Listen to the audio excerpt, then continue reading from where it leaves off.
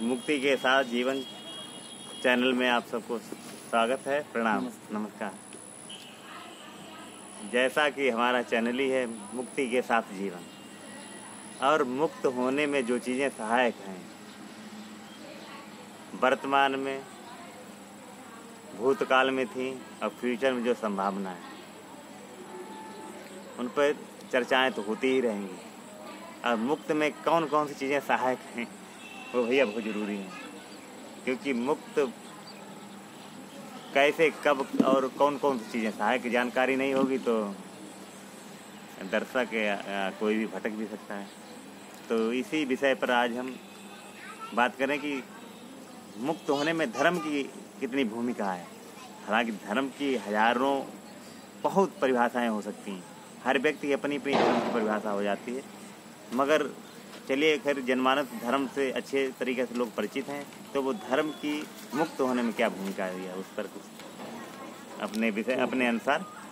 ठीक है, सभी को नमस्ते। दर्शकों से बताना चाहेंगे कि माइक ना होने की वजह से आवाज़ कुछ कम आ रही होगी, तो अपने वॉल्यूम को बढ़ाकर सुने फुल वॉल्यूम पर, और जब व्यवस्था हो जाएगी हम लोगों के पास तो क्लियर और साफ आवाज़ आपके पास सुनाई पड़ेगी।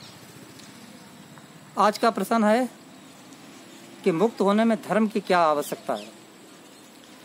जहाँ तक सभी के मन में, जैसे ही जब हम एक धर्म का नाम सुनते हैं, धर्म शब्द जैसे ही माइंड में आता है या धर्म का नाम किसी के द्वारा सुनते हैं तो एक चीज़ जहन में आती है, पूजा पाठ, कर्म कांड या विशेष प्रकार का कर्म, विशेष प्रकार का कर्म। जैसे अब चूंकि सभी उसी से परिचित हैं, चाहे फार्म भरा जाता है नौकरी से लेकर के पढ़ाई तक, उसमें एक कॉलम होता है धर्म। धर्म क्या है, तो उसमें बुद्धिज्म, हिंदुइज्म, इस्लाम, क्रिश्चियनिटी या सिख, बौद्ध, जैन, ये तमाम प्रकार के धर्म उसमें कैटेगरी में आते हैं। और चूंकि उसे ही टिक मारते हैं, उसे ही टिक लगाते हैं, तो सभी लोग उन्हीं शब्दों से परिचित है कि धर्म जो है एक विशेष प्रकार के समूह में किए जाने वाले कर्म कांड में शामिल होने वाले लोग धर्म, उसे विशेष धर्म कहते हैं। यही सभी धारणा प्रचलित है। बहुत से हैं, पूरे संसार में तमाम मजहब धर्म पाए जाते हैं, लेकिन क्या वाकई यही धर्म है? ऐसा धर्म जो हमारे लिए उपयोगी हो।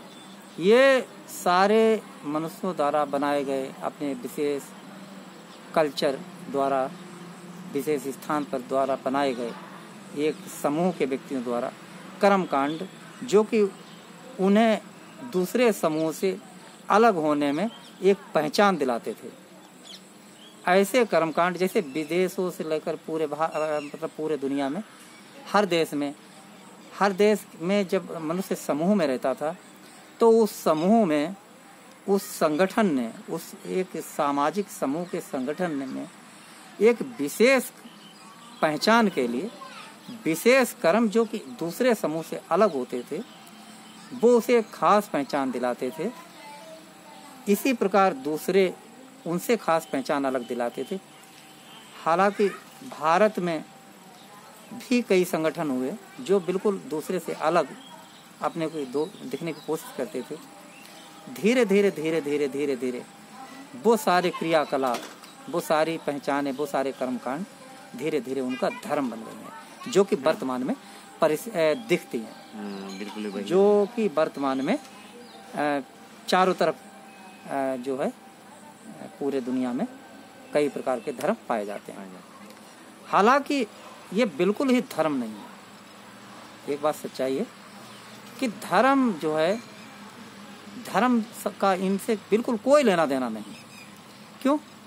क्योंकि ये मनुष्य द्वारा विकसित किए गए, मनुष्यों द्वारा विकसित की गई क्रियाकलाप और उनकी अवधारणाओं के अनुरूप उनके जो कर्मकांड हैं, अवधारणा चाहे उनकी परमात्मा की हो, आत्मा की हो, उसके बाद परमात्मा को व्यक्तिगत रूप में या मतलब एक व्यक्ति के रूप में या आत्मा के रूप में ठीक अपने ही जैसा, यानी मनुष्य को मनुष्य की आदतों जैसा मान करके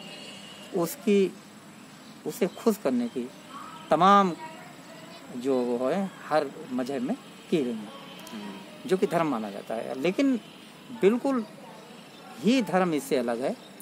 कैसे है वो हम आपको बताएं। जैसे मनुष्य के अलावा सारे प्राणियों की उत्पत्ति क्या किसी और ने की? ये की भाई, है उसे नहीं की। प्रकृति ने मनुष्य बनाए और सारे प्राणी बनाए, जितने भी प्राणी पाए जाते हैं, तो सभी का धर्म एक ही होता है। हाँ, सबका धर्म इसमें कोई भेद नहीं। हालांकि मिलता ऐसा है कि मनुष्य ने अपने धर्म यानी कर्म कांड को धर्म मान लिया, जो उन्हें सही लगा उसके आधार पे अपना मान लिया। अब वास्तविकता ये है कि जो भी हर प्राणी का होगा वो मनुष्य का धर्म होता है। जैसे किसी को यदि सुई चुभोने पर दर्द होता है तो हमें भी दर्द होगा, आपको भी दर्द होगा। यानी किसी भी प्राणी को एक कीड़ा जाता हो, उस पे आप सुई चुभोइए तो भाग खड़ा होगा, उसे भी दर्द होगा। सुई चुभोने पर दर्द होता है, पीड़ा होती है, ये धर्म है। हाँ, ये भोजन करने पर आनंद आता है, यानी भूख लगी है, यदि भोजन करें तो तृप्ति मिलती है, मन खुश हो जाता है। ये जो है ये धर्म है। हाँ, सभी प्राणियों को भूख लगती है, दुख दर्दों को समझें। फिर ये हर प्राणी को प्यास लगती है और पानी पीने पर शांत हो जाती है। ये सबका एक धर्म है। एक धर्म है। हर प्राणी भोजन करता है, ये उसका धर्म है। हर प्राणी को नींद आती है, मतलब तरोताजा होने के लिए, फिर से उसके अंदर ऊर्जा उत्पन्न होने के लिए, ये उसका धर्म है। हर प्राणी सुखमय आनंदमय जीवन जीना चाहता है, ये उसका धर्म है। और ये भिन्न नहीं हो सकते, ये भिन्न नहीं हो सकते। धर्म जो है यानी समस्त प्राणियों के अंदर वही विद्यमान होता है जो हमारे आप के अंदर है। जिस ये मतलब ये बाहर की चीज़ें हैं, अंदर आहार नाल का पाचन, मस्तिष्क का कार्य, हृदय का धड़कना, ये भी धर्म ही के हाँ, है। ये जो मतलब रक्त का प्रवाह, जीवन में रक्त का प्रवाह, और जो जीवित पदार्थ हैं, जो जीवित प्राणी हैं, उनकी समस्त क्रियाएं जो सभी में पाई जाती हैं, वो धर्म है। अब चूंकि ये सारी प्रकट हुई प्रकृति से, तो प्रकृति से जुड़ करके ही पूरा धर्म जो है हमारा जुड़ा हुआ है। क्योंकि प्रकृति से ही, जैसे ठीक ऐसे समझ लीजिए कि प्रकृति से जैसे पानी में बुलबुला उत्पन्न हुआ और कुछ क्षण के बाद बुलबुला फूट गया उसी। अब उस बुलबुले को आप ढूंढिए, बुलबुले का कोई अस्तित्व अपना नहीं, अपना अस्तित्व है ही नहीं, कोई अस्तित्व नहीं। वहाँ तो पानी है, अद्भुत है। पानी का एक रूप हमें बुलबुला दिखाई पड़ा, फूट गया, बुलबुला खत्म। आप ढूंढोगे हम बुलबुला को घर ले आए, लेकिन वो तो पानी का रूप है।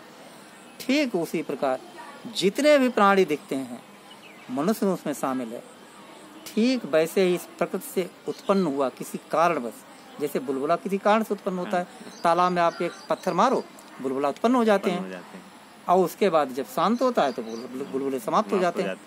ठीक उसी प्रकार इस संसार में कारणवश, अचानक किसी कारणवश ये प्राणी उत्पन्न हो गए, लेकिन इनका अपना कोई अस्तित्व नहीं। अस्तित्व केवल प्रकृति का है, और ठीक कारणवश ही ये सारे समाप्त हो जाते हैं।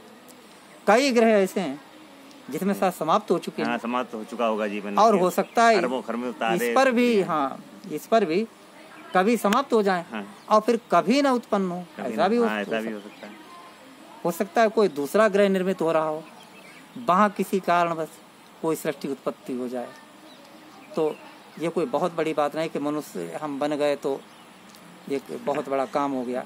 ये कारण बस यहाँ जल की उत्पत्ति हो गई, कोशिका बनी, जीव बने, प्रक्रियाएं बनी, धीरे धीरे उनकी क्रियाएं होती गई और वो विकसित होते चले गए। एक कारण हो सकता है कि सारे जीव समाप्त हो जाएं और पृथ्वी बिल्कुल निर्जन हो जाए, चंद्रमा की तरह तरीके से बड़े जीव समाप्त हो गए। ऐसा मानते हैं कि चंद्रमा पे कभी जीवन रहा होगा, लेकिन आज ढूंढने से नहीं मिलता है और शायद अब कालांतर तो पता नहीं कब तक नहीं होगा।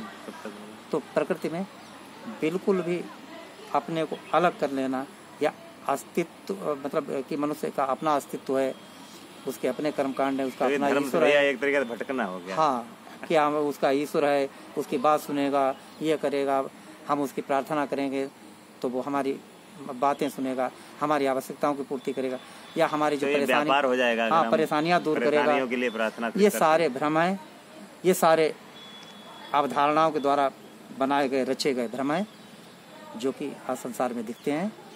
तो वास्तविकता ये है कि प्रकृति के द्वारा बस किसी कारण बस ये घटना है जिसमें ये सब दिख रहे हैं और कोई घटना में उसमें समाप्त भी हो सकते हैं। तो वास्तविक धर्म ये कि हम प्रकृति ही हैं और प्रकृति से ही जुड़े, वही मुक्ति है। आज बस इतना। तो भैया आपने बहुत ही अच्छी तरीके से समझाया कि धर्म और वास्तविक धर्म क्या है, मुक्ति में कैसे सहायक, और वाकई में अगर ये पालन कर लेते हैं तो हम मुक्त ही हो जाएंगे। तो भैया बहुत बहुत आपको धन्यवाद, बहुत ही अच्छी तरीके से व्याख्या की। सभी को प्रणाम और नमस्ते।